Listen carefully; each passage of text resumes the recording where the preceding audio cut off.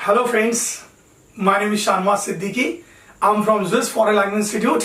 आपका मेंटोर, आपका guide, motivational speaker, life coach और इन सबसे बढ़कर आप सभी का दोस्त हाजिर एक बार फिर से एक नए सेशन के साथ। दोस्तों, जैसा कि आप लोगों को पता है कि आजकल हम लोगों ने इडियम्स एंड फ्रेज की सीरीज को स्टार्ट किया है और ये हमारा थर्ड पार्ट है जिसमें आज हम लोग फिर से कुछ नए इडियम्स एंड फ्रेज को सीखने वाले हैं। एक बार मैं उन लोगों के लिए फिर से रिपीट कर दूं जो लोग फर्स्ट टाइम इस वीडियो को देख रहे हैं कि इडियम्स क्या होते हैं। दोस्तों, इडियम्स की डेफिनेशन क्या होती है। इडियम्स के बारे में ये कहा जाता है, हिंदी में तो हम इसे मुहावरा कहते हैं, लेकिन ये कहा जाता है कोई ऐसा एक्सप्रेशन जिसमें शब्दों का वो मीनिंग नहीं होता जो कि होना चाहिए। तो an expression in which the words don't have the same meaning as it should have. तो एक ऐसा एक्सप्रेशन जिसमें शब्दों का वो मीनिंग नहीं होता जो कि होना चाहिए। और फ्रेजेस के बारे में कहा जाता है कि ये ग्रुप ऑफ वर्ड्स होता है विच doesn't have a complete sense. तो शब्दों का एक ऐसा समूह जिससे हमें कंप्लीट पूरा मीनिंग नहीं मिलता। और फ्रेजेस के बारे में एक बात ये भी है कि फ्रेजेस का अपना एक कोई फुल जो है वर्ब या कंप्लीट वर्ब नहीं होता। तो दोस्तों, स्टार्ट करते हैं आज के अपने इस सेशन को। और सबसे पहला एक्सप्रेशन जो आज मैं आप लोगों के लिए लेके आया हूं, that is very very important and I love this expression, that is called bull in China shop। तो इसे हम लोग कहते हैं bull in China shop। तो देखिए, इतना तो समझ में आ रहा है कि बुल किसे बोलते हैं। बुल हम लोग बोलते हैं सांड को, बोलते हैं ना, सांड। और शॉप हो गई कोई दुकान, दैट्स कॉल्ड दुकान, इज कॉल्ड शॉप। अब आप ऐसे समझिए कि अगर कोई सांड किसी दुकान में चला जाएगा और दुकान अगर चाइना शॉप हो कि जहां पर बहुत डेलिकेट चीजें हों, बहुत सारी ऐसी चीजें हों जिनको इजीली हम ब्रेक कर सकें, इजीली तोड़ सकें, या ऐसा कोई डेकोरेटिव शोरूम हो जहां पर बहुत अच्छी अच्छी चीजें मिलती हो, तो that is called China shop. अब अगर कोई ऐसी दुकान में कोई सांड घुस जाएगा तो वो क्या करेगा, वो तोड़ फोड़ कर देगा, वो सब ऐसी की तैसी कर देगा, वो सारी चीजों को गड़बड़ कर देगा। तो हम ऐसे पर्सन के लिए जो कहीं पर भी जाए और सब ऐसी की तैसी कर दे, तहस नहस कर दे, तहलका मचा दे, उसे हम लोग बोलते हैं कि he is a bull in china shop. इसे कहा जाता है हुड़दंगी व्यक्ति। तो हुड़दंगी पर्सन को हम लोग बोलते हैं बुल इन चाइना शॉप। तो यहां पर बुल एक पर्सन के लिए है और पर्सन अगर चाइना शॉप में गया तो वो क्या करेगा, वहां पर तोड़फोड़ मचा देगा। तो ये कहा जाता है कि हुड़दंगी व्यक्ति, या इंग्लिश में आप कह सकते हैं a person who is careless and not well behaved.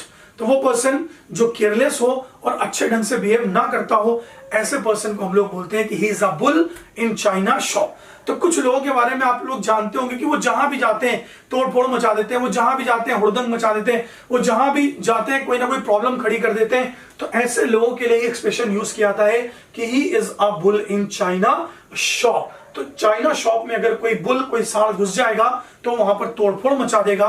तो हुड़दंगी व्यक्ति, तो आप लोग आसान शब्दों में इसे लिख सकते हैं, हुड़दंगी व्यक्ति is called a bull in china shop.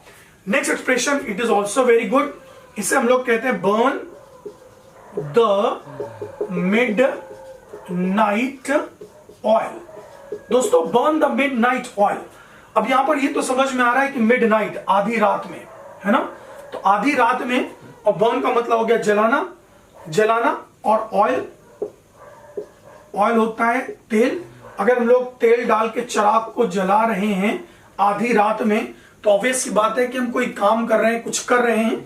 तो यहां से हमें एक हिंट मिल रहा है कि कोई इंसान दीपक, दिया, कोई कैंडल, किसी चीज को जला रहा है आधी रात में। तो इसका मतलब है उसके पीछे उसका कोई मकसद है, या तो वो कोई काम करना चाहता है या वो पढ़ाई करना चाहता है। तो इसी को हम लोग बोलते हैं बर्न द मिडनाइट ऑयल। मतलब कि रातों में जग के पढ़ाई करना, या रातों में जाग के अपना कोई काम करना, या रात में जाग के कोई मेहनत करना, इसे कहा जाता है बर्न द मिडनाइट ऑयल। तो मैंने आपको हिंट के लिए लिख दिया कि बर्न का मतलब जलाना, मिडनाइट होता है आधी रात, और ऑयल का मतलब तेल। तो आधी रात में आप दीपक को जला रहे हैं, आधी रात में आप कैंडल को जला रहे हैं, आधी रात में आप दिया जला रहे हैं, इसका मतलब है कि आप पढ़ाई करने के लिए। क्योंकि पहले जमाने में जब इलेक्ट्रिसिटी वगैरह या इतना ज्यादा लाइट का वो नहीं रहता था, तो लोग क्या करते थे, दिया जला के या कैंडल को जला के पढ़ाई किया करते थे। तो वहीं से इस एक्सप्रेशन को लेके आए कि बर्न द मिडनाइट ऑयल। मैंने कहा जब मैं स्टूडेंट था तो मैं रातों में जाग के पढ़ाई किया करता था। तो when I was student I used to burn the midnight oil. तो जब मैं स्टूडेंट था तो मैं रातों में जाग के पढ़ाई किया करता था। तो when I was student I used to burn the midnight oil. तो इसके दो मीनिंग आप लिख सकते हैं। एक मीनिंग तो हो गया रातों में जाग के पढ़ाई करना, that's called burn the midnight oil. और रात में जाग के कोई भी काम करना, रात में जाग के किसी भी काम के लिए मेहनत करना, उसे हम लोग कहते हैं burn the midnight oil. If you want to get success you should burn the midnight oil. तो दोस्तों अगर आपको कामयाबी चाहिए तो रातों में जाग के पढ़ाई कीजिए, रातों में जाग के मेहनत कीजिए, जो भी आपने अपना गोल, अपना एम बनाया उसके लिए रात में एफर्ट कीजिए। जब पूरी दुनिया सो रही हो उस वक्त आप काम कीजिए, उस वक्त आप मेहनत कीजिए। Now it is 3 o'clock in the night and I am making this video, so I am burning the midnight oil. तो दोस्तों रात के 3 बजे मैं इस वीडियो को आपके लिए बना रहा हूं, तो इसका मतलब I am burning the midnight oil. तो मैं रात में जग के मेहनत कर रहा हूं, मैं रात में जग के इस काम को कर रहा हूं, तो I M burning the midnight oil. तो आई होप सो कि एक्सप्रेशन आपको बहुत अच्छे से क्लियर हो गया होगा। नेक्स्ट एक्सप्रेशन पे आते हैं, burn the boats. Again it is very very good idiom, burn the boat, burn the boats, burn the boats. तो बर्न का मतलब फिर आ गया ना समझ में कि बर्न यार जलाना और कश्तियों को जला देना। तो कोई भी काम करे कश्तियों को जला के, तो बर्न द बोट्स का मतलब होता है कश्तियों को जला देना। इसका मतलब यह होता है कि किसी भी काम के लिए या अपनी सक्सेस को पाने के लिए, आप किसी भी हद तक जाना, अपने सक्सेस को पाने के लिए सब कुछ दांव पे लगा देना, उसे कहते हैं बर्न द बोट्स। तो बर्न द बोट्स का मतलब होता है to put everything on stake to get success. क्या आप बोलेंगे? To put everything on stake to get success. तो कामयाबी पाने के लिए हर चीज को दांव पे लगा देना, इसे हम लोग कहते हैं बर्न द बोट्स। तो दोस्तों कोई भी काम अगर आप करें और अपने मन में ठान ले कि बस मुझे यही करना है, दिमाग में कोई दूसरा ऑप्शन ना आए, तो आप उस काम में जरूर सक्सेस हो जाएंगे। ज्यादातर लोगों के साथ प्रॉब्लम क्या है कि उनके दिमाग में बहुत सारे मल्टीपल ऑप्शंस होते हैं, ये नहीं कर पाए तो ये कर लेंगे, ये नहीं कर पाए तो ये कर लेंगे। तो इसका मतलब ये है कि जब आप इतने सारे ऑप्शंस, इतने सारे ऑल्टरनेटिव्स लेके चल रहे हैं तो फिर आप कुछ भी नहीं कर पाएंगे। लेकिन एक चीज डिसाइड कर लीजिए और सोच लीजिए कि या तो यही करेंगे या फिर अपनी जान दे देंगे, मतलब कि आई विल बर्न द बोट्स। मैं जो भी करूंगा मैं सारे ऑप्शंस को खत्म करके करूंगा, तो I will burn the boats to get success. तो बर्न द बोट्स का मतलब वही हो गया कि there is a way in but there is no way out. अब एक बार हमने डिसाइड कर लिया कि इस चीज को करना है, अब वापस नहीं जाना है। तो बर्न द बोट्स मतलब अब बोट से हम यहां तक आ गए हैं, अब इस जगह पर आ गए, अब कश्तियां यहीं पे जला दो।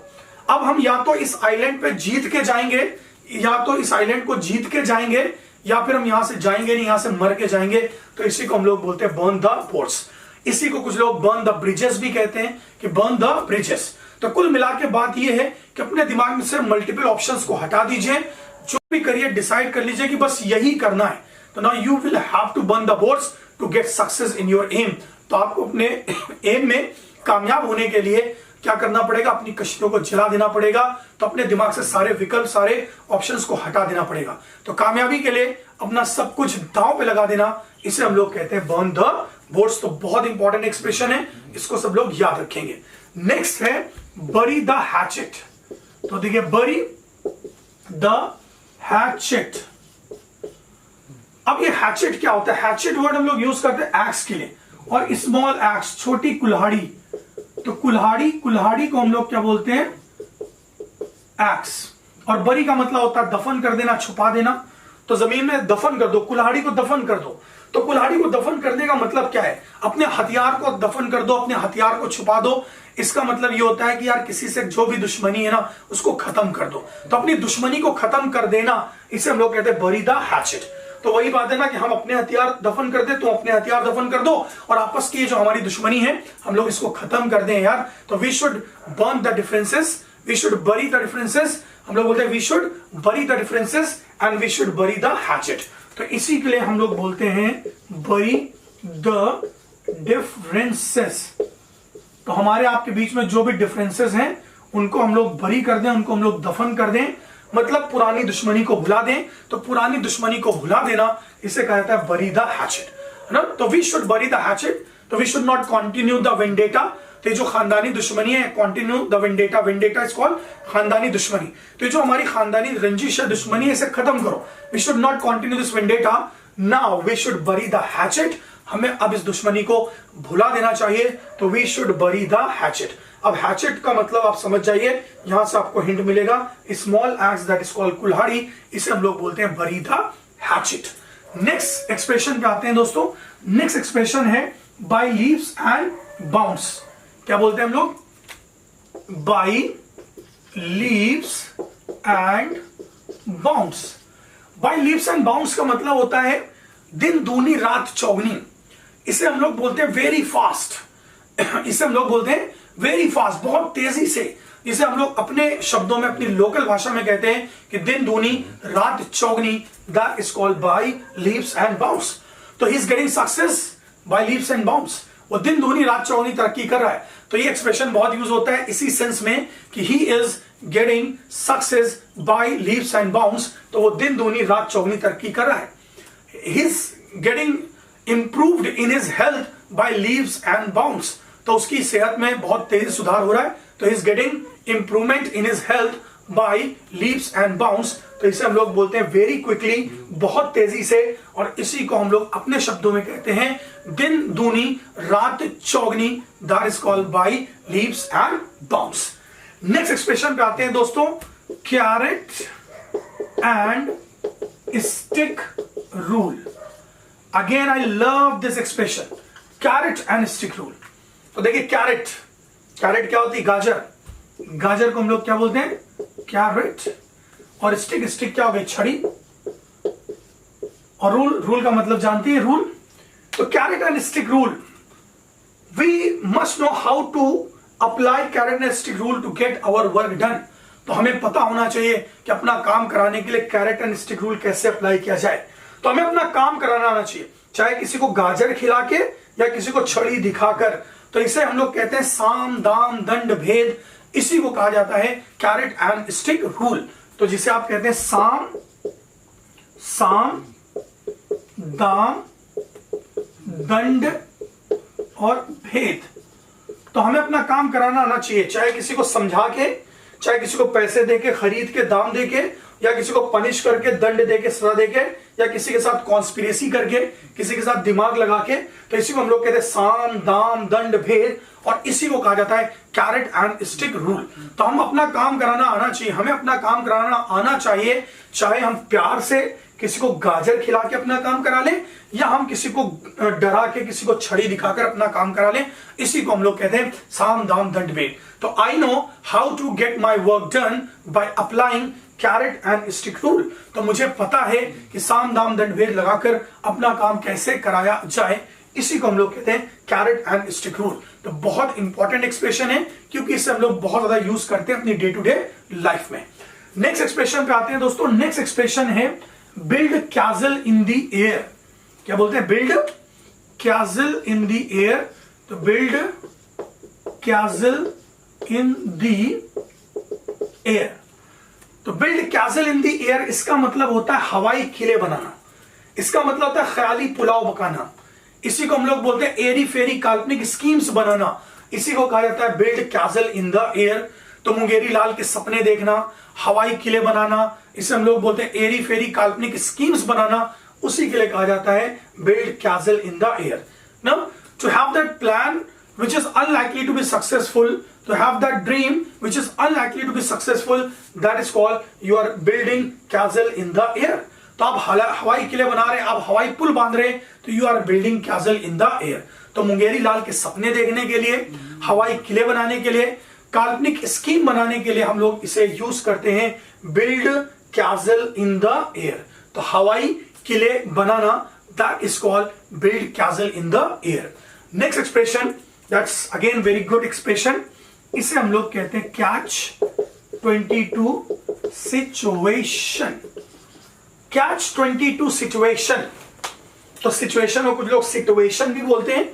तो कैच 22 सिचुएशन, इसका मतलब होता है विकट स्थिति।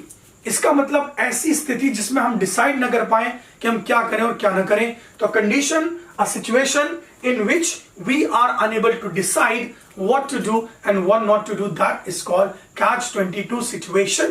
तो एक ऐसी स्थिति जिसमें हम तय न कर पाए कि हम क्या करें और क्या न करें। तो इसे हम लोग कहते हैं विकट परिस्थिति। अरे मैं बड़ी विकट परिस्थिति में फंस गया, तो I am in catch 22 situation. तुम बड़ी विकट परिस्थिति में फंस गए, तो you are in catch 22 situation. वो बड़ी विकट परिस्थिति में फंस गया, तो he is in catch 22 situation. तो विकट परिस्थिति, या आप कहेंगे a situation in which we are unable to decide what to do and what not to do, that is called catch 22 situation. So very good expression, इसको याद रखिएगा। और आप लोग के कॉम्पिटिटिव एग्जाम्स में कई बार ये क्वेश्चन आ चुका है, कैच 22 सिचुएशन। नेक्स्ट एक्सप्रेशन पे आते हैं, इसे हम लोग कहते हैं chase rainbows. Again I love this expression, chase rainbows. Rainbow, rainbow क्या होता है? इंद्रधनुष। और इंद्रधनुष, कोई इंद्रधनुष को चेस कर रहा है, कोई उसका पीछा कर रहा है, कोई रेनबो को पकड़ने की कोशिश कर रहा है, कोई रेनबो को ढूंढने की कोशिश कर रहा है, तो इसका मतलब है कि वो असफल प्रयास कर रहा है। इसका मतलब क्या है? वो असफल प्रयास कर रहा है। तो असफल प्रयास करना, इसे हम लोग बोलते हैं चेज रेनबोस। तो तुम ऐसा काम कर रहे हो जिसे किया नहीं जा सकता, मतलब तुम असफल काम कर रहे हो, तुम रेनबो को चेस कर रहे हो। और रेनबो कहां पर है, हमें दिखाई कहां से दे रहा है, और रेनबो कहां पर है, तो you can not chase rainbows. तो यू आर चेजिंग रेनबोस, तो आप असफल प्रयास कर रहे हैं, आप ऐसी कोशिश कर रहे हैं जिसे हम कर ही नहीं सकते, इसे कहते हैं चेज रेनबोस। इंटरमीडिएट में आपने पढ़ा था वाइल्ड गूस चेस, तो असफल प्रयास को हम लोग क्या कहते हैं? Wild goose chase.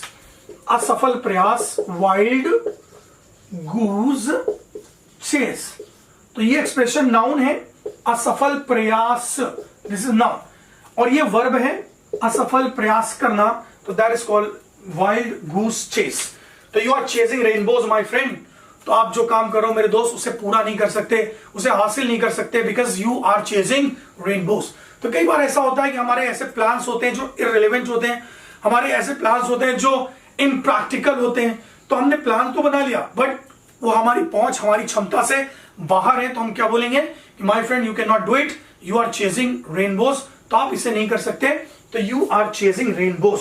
तो आप ऐसा प्रयास कर रहे हैं, आप ऐसा अटेम्प्ट कर रहे हैं जो पॉसिबल ही नहीं है करना, तो इसे हम लोग कहते हैं चेज रेनबोज। तो बहुत अच्छा एक्सप्रेशन है, इसको सब लोग ध्यान रखेंगे।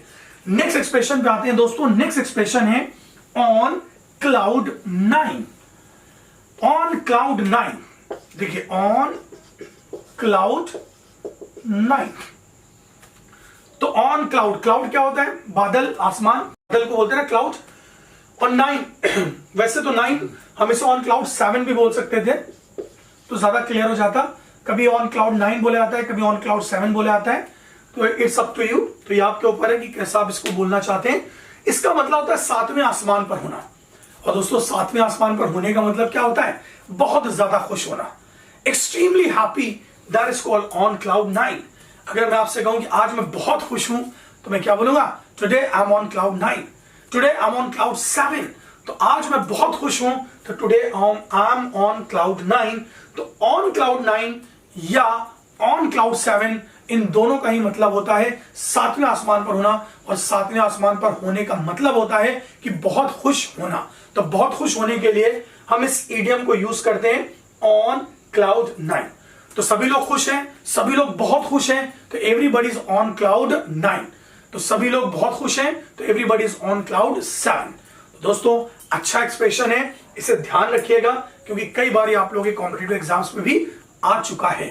तो दोस्तों आज हम लोगों ने अपने इस थर्ड पार्ट को फिनिश किया, और फिर से कई सारे नए एक्सप्रेशंस आज आप लोगों को यहां पर सीखने का मौका मिला। तो अब अगर आप में से कुछ लोगों को ये वीडियो पसंद आया हो, या सभी लोगों को ये वीडियो पसंद आया हो, तो जल्दी से इसे लाइक कर दीजिए, शेयर कर दीजिए। और आप में से जिन लोगों ने अभी तक इस चैनल को सब्सक्राइब नहीं किया है, वो लोग जल्दी से इस चैनल को सब्सक्राइब कर दें, और कमेंट बॉक्स में आकर मुझे कमेंट करें कि मैं और किस तरह के वीडियोस आप लोगों को बताऊं। दोस्तों वैसे तो मेरी यही कोशिश है कि वर्ड से रिलेटेड आपका जो भी प्रॉब्लम्स हैं, वो सारे प्रॉब्लम्स मैं आपको इस चैनल के थ्रू सॉल्व कर पाऊं। और अभी मैंने आपको इससे पहले वर्ब पढ़ाया, फिर नाउन पढ़ाया, फिर एडजेक्टिव पढ़ाया, अभी हम लोग इडियम्स पढ़ रहे हैं, फिर हम लोग प्रोवर्ब्स पढ़ेंगे, फिर फ्रेजल वर्ब पढ़ेंगे। मींस वर्ड्स को लेकर कोई भी ऐसी चीज नहीं होगी जो मैं आप लोगों के लिए छोड़ दूं। मैं हर एक चीज आपको यहां पर पढ़ाऊंगा।